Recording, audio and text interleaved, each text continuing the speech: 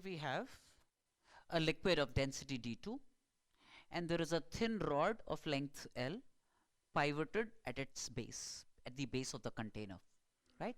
And capable of rotating about an axis, horizontal axis passing through P. It can swivel like this, right? The area of cross section of this is given to be S, and the length is L, and this is negligible thickness. Now d2 is the density of the liquid more than the density of the material of the rod d1. That's given. Now the rod, this is the rod, it's tilted by a small angle theta. It's tilted by a small angle theta. It remains pivoted at P. We want to establish that the resulting motion is simple harmonic. We want to establish that the resulting motion is simple harmonic, right?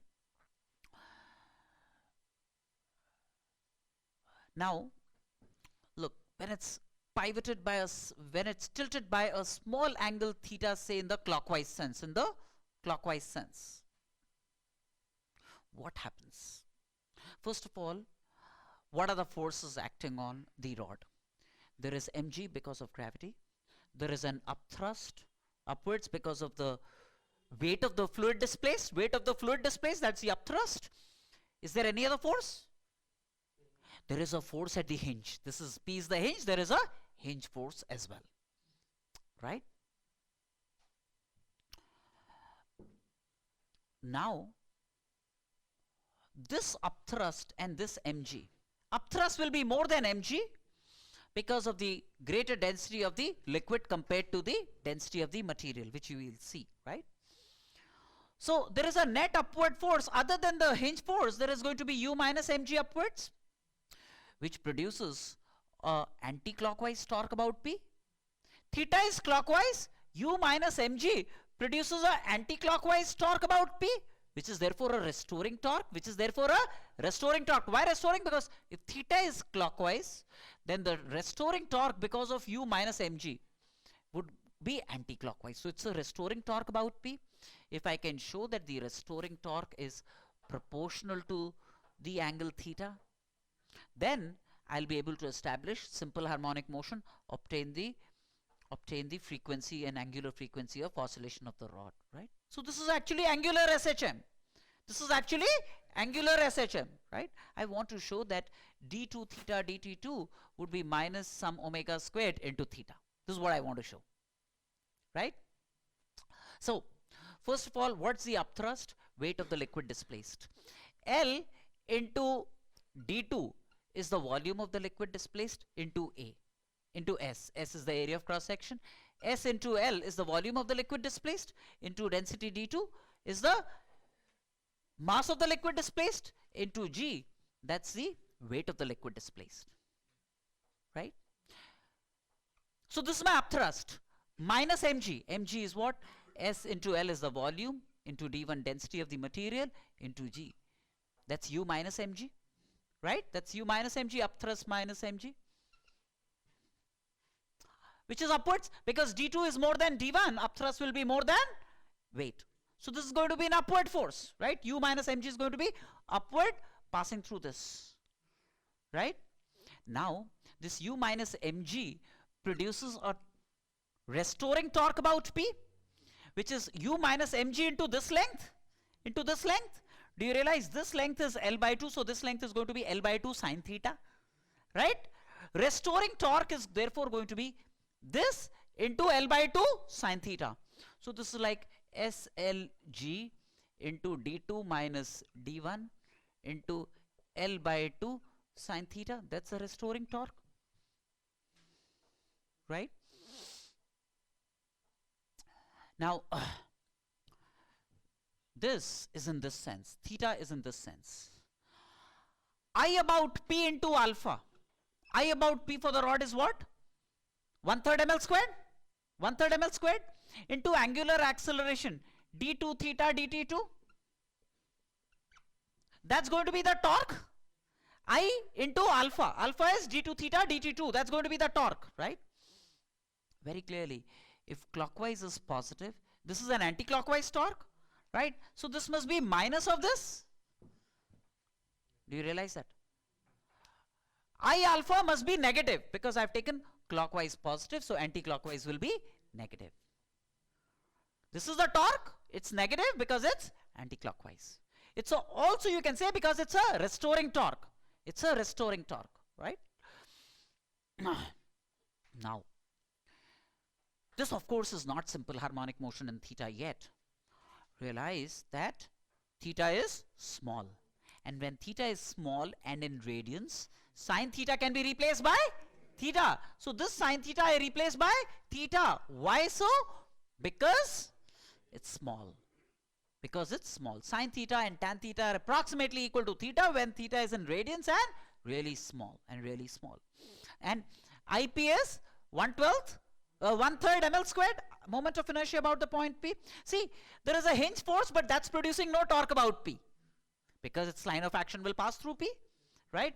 So then I have d2 theta dt2 equal to minus SL squared G into d2 minus d1 divided by 2IP into theta. Right?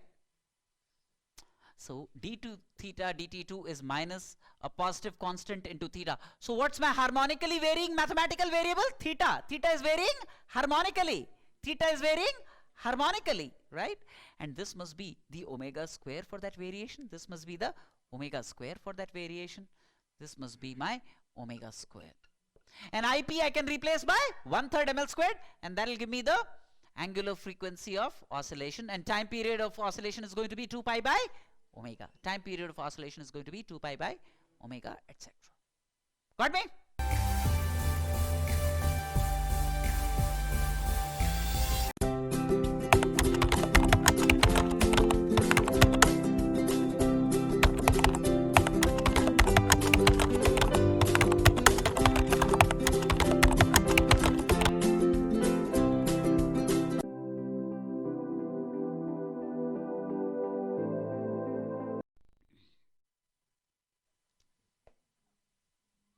So there is a semicircular plate, and there is a rod of mass m and length L resting, with this being the midpoint of the rod, with this being the midpoint of the rod. It's an equilibrium here.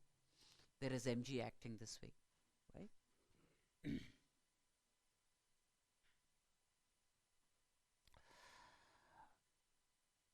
Now the rod is slightly tilted.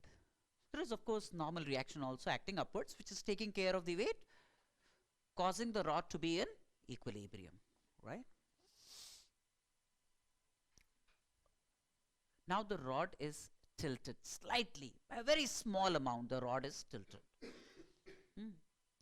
We want to be able to establish that the rod, I'm assuming that the plate will remain fixed. We want to establish that for small tilt of the rod, the nature of motion executed by the rod is simple harmonic. This is what we want to establish, right?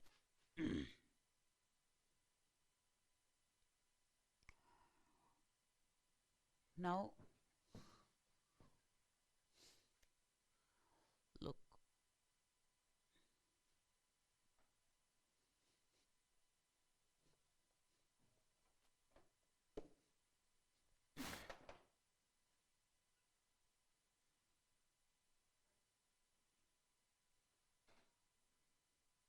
This is O, the center of the circular plate. Now, when I slightly tilt the rod, C will, hardly show a lateral deflection. C will just slightly move up. The center of the rod will slightly move up, almost vertically. Almost vertically. I mean, that's an approximation, and shouldn't be averse to that approximation. C almost slightly moves up. This is a very small distance by which it moves up, right? The new state of the rod would be this. This would be the new state of the rod. When this is mg, this is, right? This is midpoint. There is further length of the rod. This is, right? And the new point of contact would be P. That would be the new point of contact of the rod with the plate. Hmm?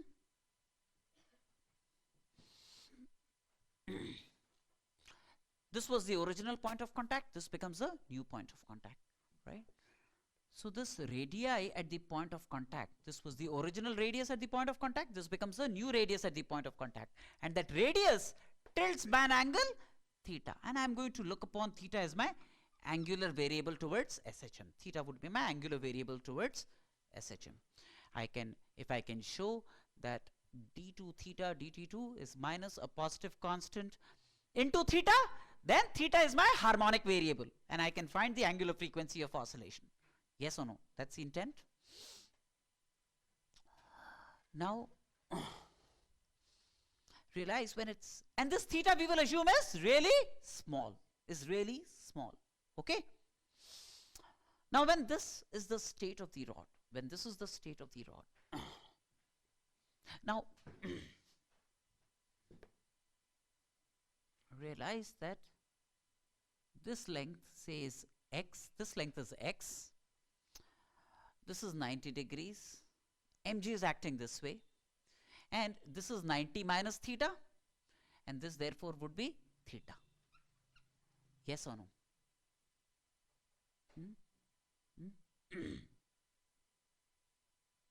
This is the radius r. Simple thing. What happens when I do this?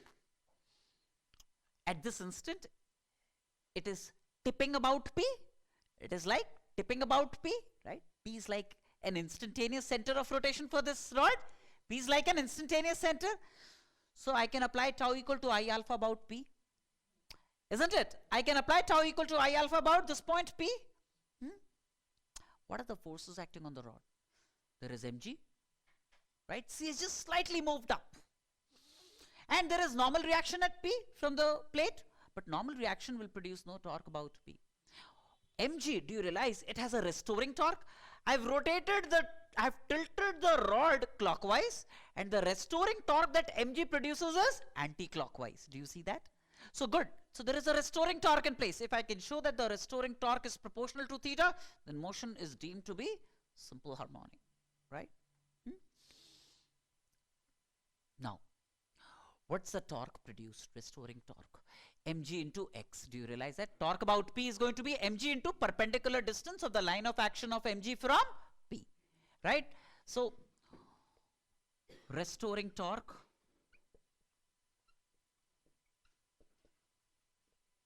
do you realize? Again, it's restoring. Why? Because the tilt is clockwise.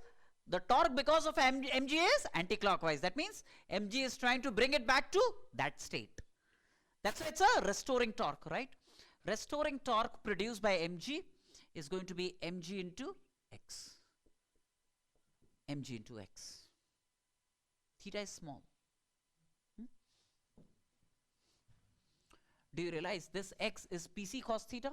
This x is Pc cos theta?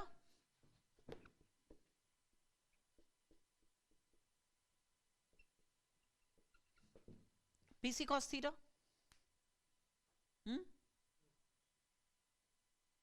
Theta is small. Cos theta, that means theta is very close to 0. So cos theta is roughly equal to 1. Cos 0, you know? So this is like approximately mg into Pc, right? Because cos theta is approximately 1. Theta is practically 0. Now Pc. Hey, Pc divided by r is tan theta. Do you see that? Pc divided by r is tan theta. Pc is r tan theta. Yes or no? Look at this right angle triangle. Pc is r tan theta. Do you see that? But theta is small. So tan theta is roughly theta. So this is r theta. Pc is roughly r theta. So this Pc I can replace by r theta. So this is approximately mg into r theta. That's a restoring torque, and this time this is clockwise, anti-clockwise. ACW, anti-clockwise.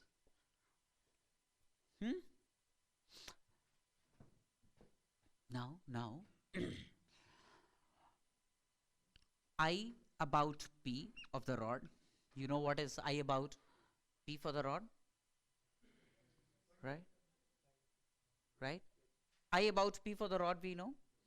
right, into angular acceleration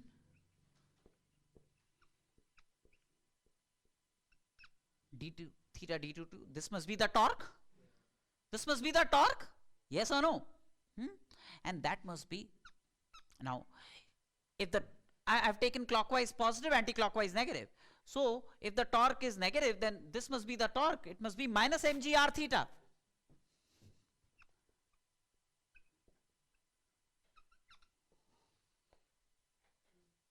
Right? d2 theta dt2 must therefore be minus mg r divided by I about p into theta.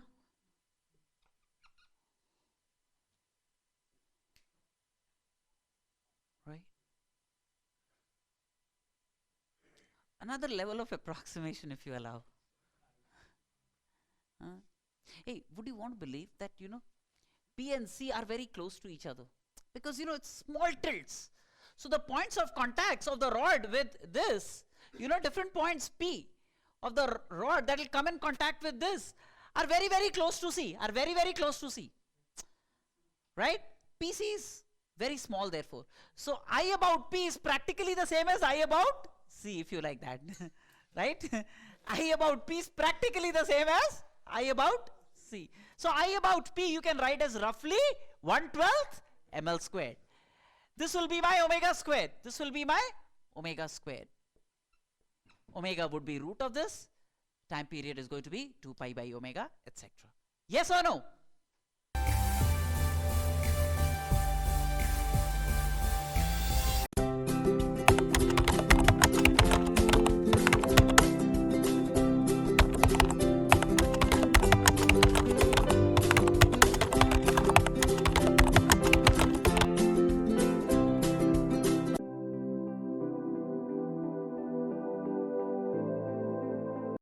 Here's a situation, which will communicate a very important, useful instruction to you. Not a difficult problem, but this time we have a light vertical rod, right? And it's connected to a block of mass M2, spring force constant K2 on a horizontal surface, and another spring of force constant K1 connected to a fixed strut vertically a units away from the pivot O, right? What we want to establish is, one, when I displace this mass M2 by a small amount,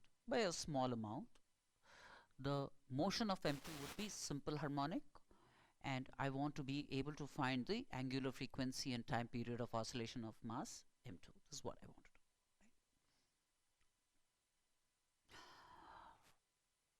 Now, when you find a set of springs connected at various points of a rigid body, it's possible to bring them to the same location.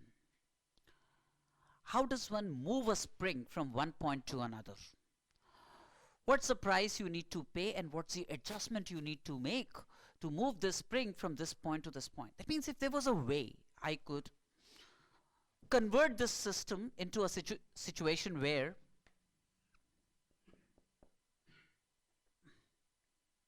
that means this spring moved down here,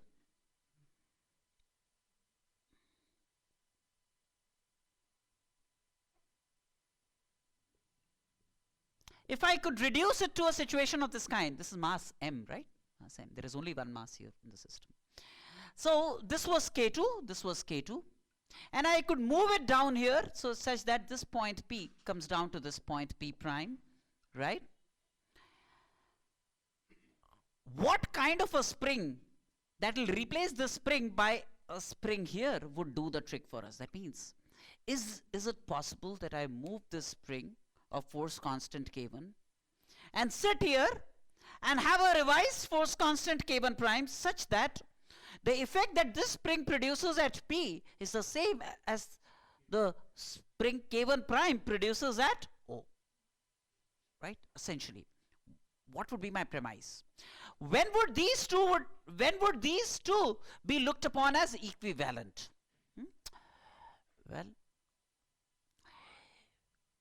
essentially, if I'm going to write the torque equation about O, because you know the rod tilts, right? So there is, for the rod there is angular simple harmonic motion. If the torque produced by this spring at O, about O, is the same as the torque produced by this spring about O, then these two force constants are equivalent, yes or no, right? They should essentially produce the same torque. Now look, what would be the premise? How would I pull a spring to a different location and yet not lose the essence, right? So this is what I need to do.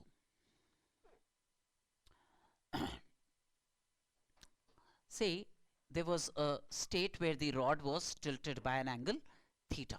The rod was tilted by an angle theta with respect to the vertical, right?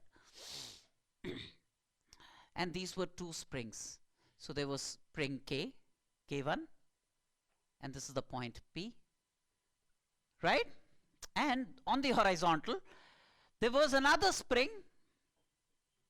There was another possibility of a spring with force constant K1 prime at the bottommost point, right? This length is roughly L only. And when the rod rotates by an angle theta, the torque produced by this spring about O is the same as the torque produced by this spring about the same point O. Then this spring can be replaced by this spring, right? Yes or no? Good. Now this length is A. When the rod is tilted by an angle theta, realize that this spring, now this is almost like a circular arc.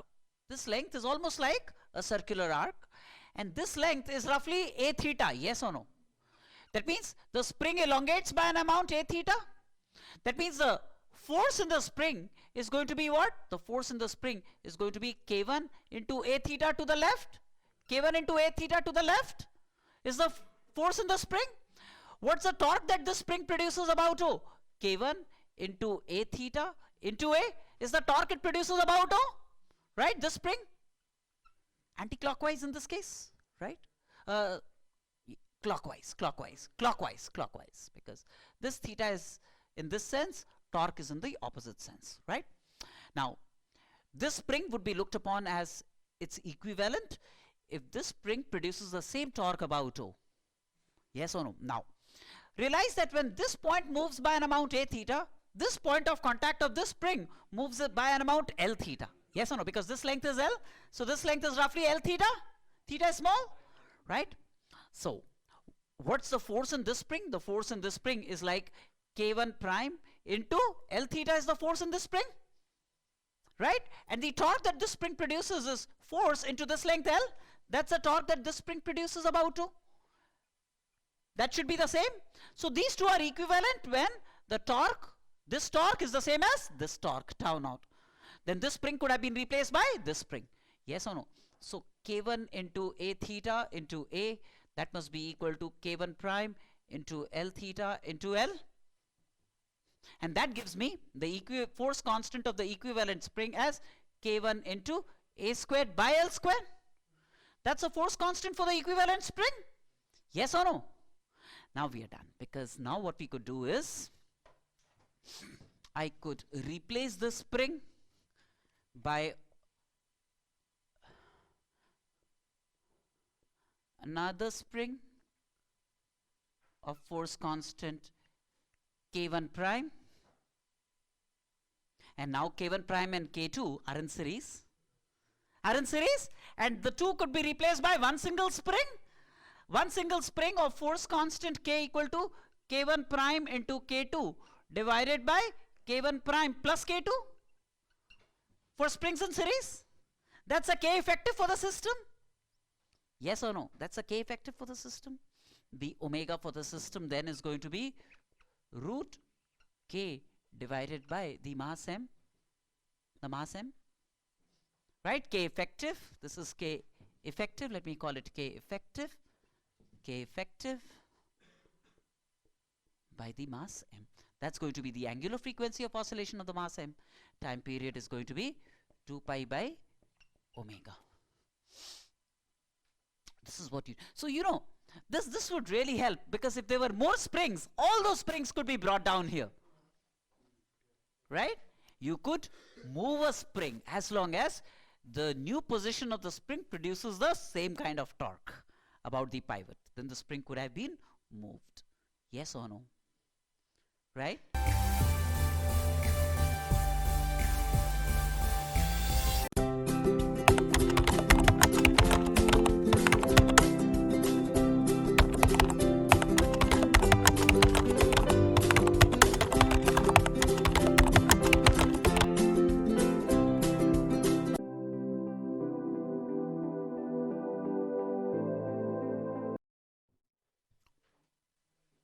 So particle moving along the x-axis goes as x equal to x naught sine square omega t, right?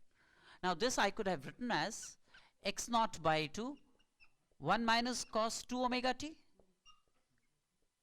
Yes or no? Which is like x naught by 2 minus x naught by 2 cos omega t, 2 omega t.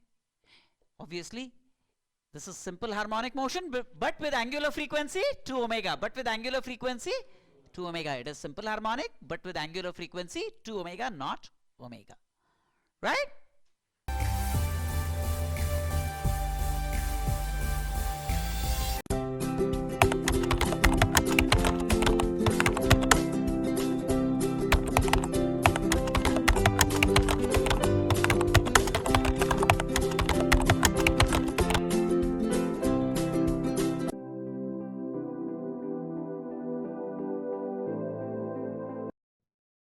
So two particles, each of mass m, connected by a spring of natural length L and force constant K, right? A third mass C, identical mass m, moving on this smooth surface with a velocity v, undergoes a perfectly elastic collision with m. We want to be able to find the maximum compression produced in the spring thereupon. This is what we want to do, right? Now, when these two collide elastically, what happens?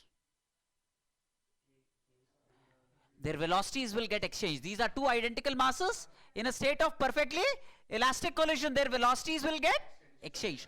That means post collision this will come to rest and this will acquire a velocity v. Now when these two undergo collision, during the period of collision, is the spring not playing a role? It is playing a role, but the spring is a non-impulsive element, right? It's not able to act so quickly and, you know, obstruct collision or, in a certain sense, redefine collision. It's not able to do that, right? So it's as if when the collision takes place, as if the spring was passive. It did not participate at all, right? Therefore, the two conveniently exchange velocities, as if the spring was not even there, right? Now what happens beyond this point? Beyond this point, realize that this has a velocity v, and what about this? It's at rest, because, you know, the spring has not established communication between A and B. Being non-impulsive in that short period of time, the spring did not undergo any compression, and therefore there was no connection between A and B. There was no communication between A and B, right? So this remained at rest as if it was oblivious of the collision that took place, right? It was at rest. But what happens subsequently? This point has a velocity greater than this. The spring will get compressed. If the spring compresses, it will exert a rightward force on B. So the B will get accelerated. B will gather velocity. B will gather velocity, yes or no, right? So after a while, what happens is, this is A of mass m, this is B of mass m. B would have acquired a velocity v1, and realize when the spring is compressed, it will exert a leftward force on A. So A will get retarded, so velocity of A will become some v2. Do you realize that? But at all times, the linear momentum of the system will remain conserved, because there is no external force acting on the system, right?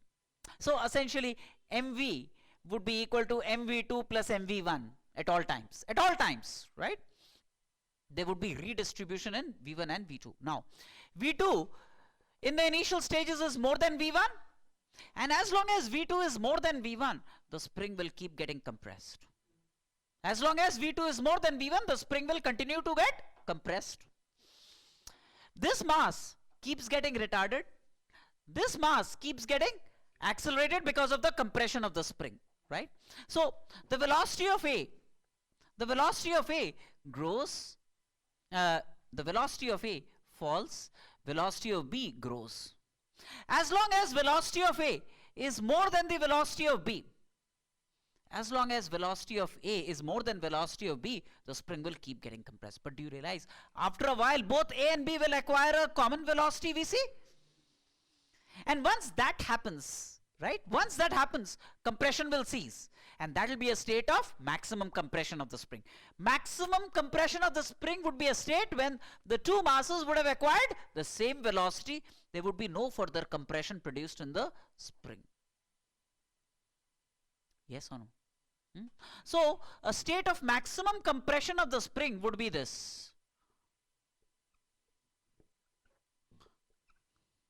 This would be, say, velocity Vc, and this would be velocity Vc. That would be the state of maximum compression of the spring, X max.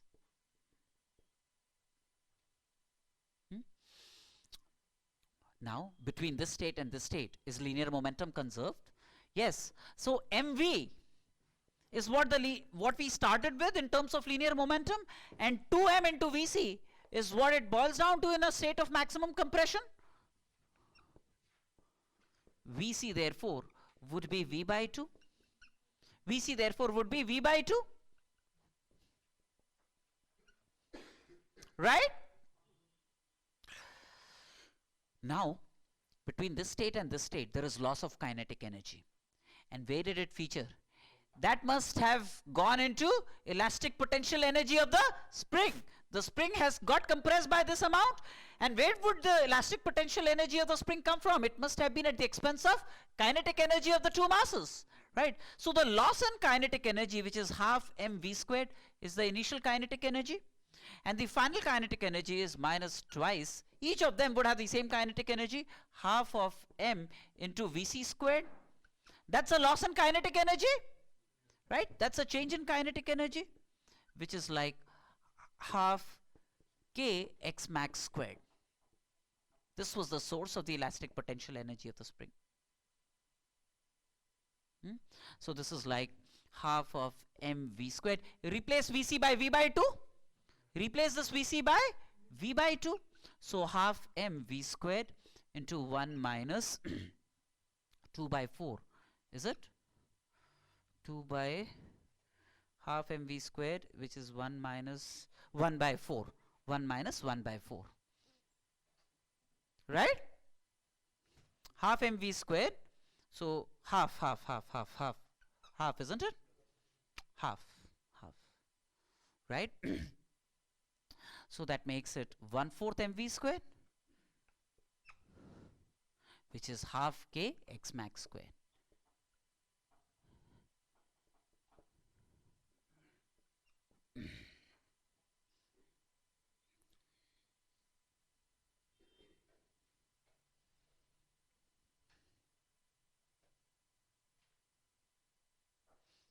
Yes or no?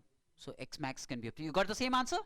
Right? That will give you the maximum compression brought about in the spring. Clear? Okay, from this point onwards, what would happen? The spring will unfold. The spring is compressed. The spring is compressed. Now the spring will start to elongate. The spring will start to elongate. Once the spring starts to elongate, what would happen? This will lose velocity further. This will gain further velocity. Yes or no? Right?